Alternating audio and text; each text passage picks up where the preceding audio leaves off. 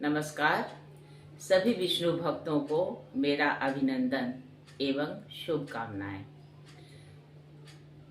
देवताओं में श्री विष्णु और पूजा में गोपी चंदन का बहुत ही महत्व है।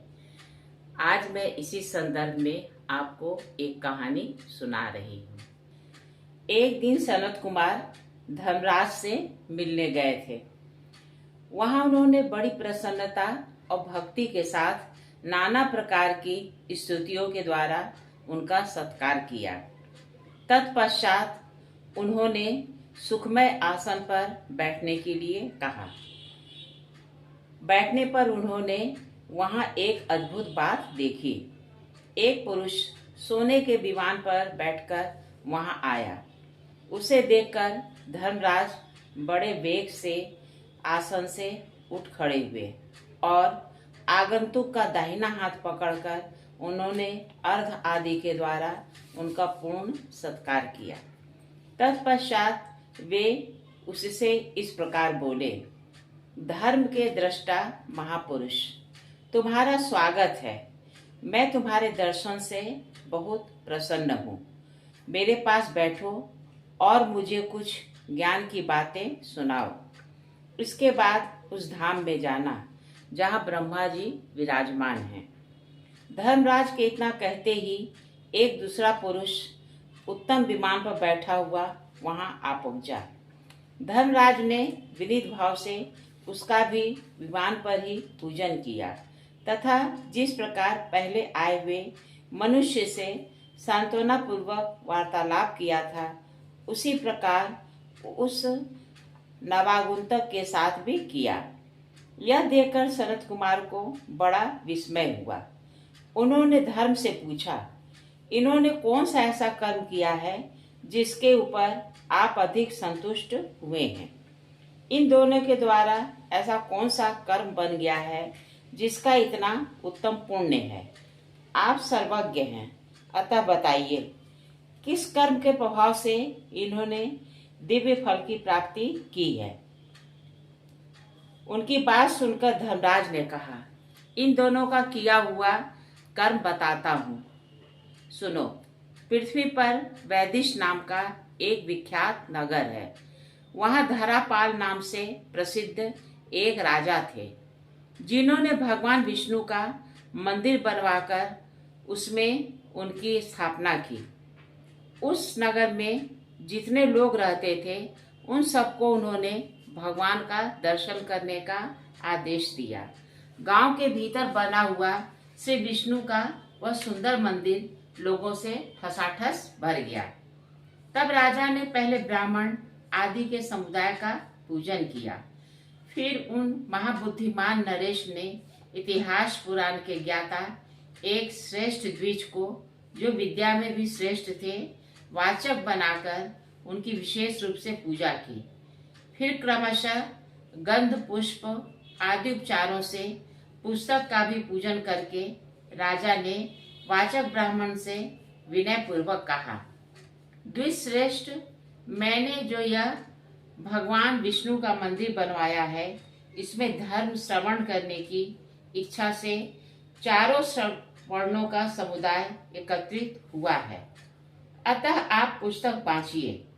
इस समय ये 100 स्वर्ण मुद्राएं उत्तम जीविका वृत्ति के रूप में ग्रहण कीजिए और 1 वर्ष तक प्रतिदिन कथा कहिए। वर्ष समाप्त होने पर पुनः और धन दूंगा। मुनि श्रेष्ठ, इस प्रकार राजा के आदेश से वहां पुण्यमय कथा वार्ता का क्रम चालू हो गया। वर्ष बीतते बीतते आयु क्षीण हो जाने के कारण राजा की मृत्यु हो गई। तब मैंने तथा भगवान विष्णु ने भी इनके लिए द्युलोक से विमान भेजा था। ये जो दूसरे ब्राह्मण यहाँ आए थे, इन्होंने संसद के द्वारा उत्तम धर्म का श्रवण किया था। श्रवण करने से श्रद्धावश इनके हृदय में परमात्मा की भक्ति का उदय हुआ। मुनि श्रेष्ठ, फिर इन्होंने उन महात्मा वाचक की परिक्रमा की और उन्हें 1 मासा सुवर्ण दान दिया। सुपात्र को दान देने से इन्हें इस प्रकार के फल की प्राप्ति हुई है। मुने, मैंने यह कर्म जिसे इन दोनों ने किया था आपको कह सुनाया। जो मनीषी पुरुष इस पुण्य प्रसंग का श्रवण करते हैं उनकी किसी भी जन्म में दुर्गति नहीं होती है। देवर्षि प्रवर, अब दूसरी बात सुनाता हूँ, सुनो। गोपी चंदन का महात्म जैसा मैंने देखा और सुना है उसका वर्णन करता हूँ। ब्राह्मण, क्षत्रिय, वैश्य अथवा शूद्र कोई भी क्यों न हो, जो विष्णु का भक्त होकर उनके भजन में तत्पर रहकर अपने अंगों में गोपी चंदन लगाता है, वह गंगा जल से नहाए हुए की भांति सब दोषों से मुक्त हो जाता है। कल्याण की इच्छा रखने वाले वैष्णव ब्राह्मणों के लिए गोपी चंदन का तिलक धारण करना विशेष रूप से कर्तव्य है। ललाट में दंड के आकार का, वक्षस्थल में कमल के सदृश, बाहुओं के मूल भाग में बांस के पत्ते के समान तथा अन्यत्र दीपक के तुल्य चंदन लगाना चाहिए, अथवा जैसी रुचि हो उसी के अनुसार भिन्न भिन्न अंगों में चंदन लगाना चाहिए। इसके लिए कोई खास नियम नहीं है।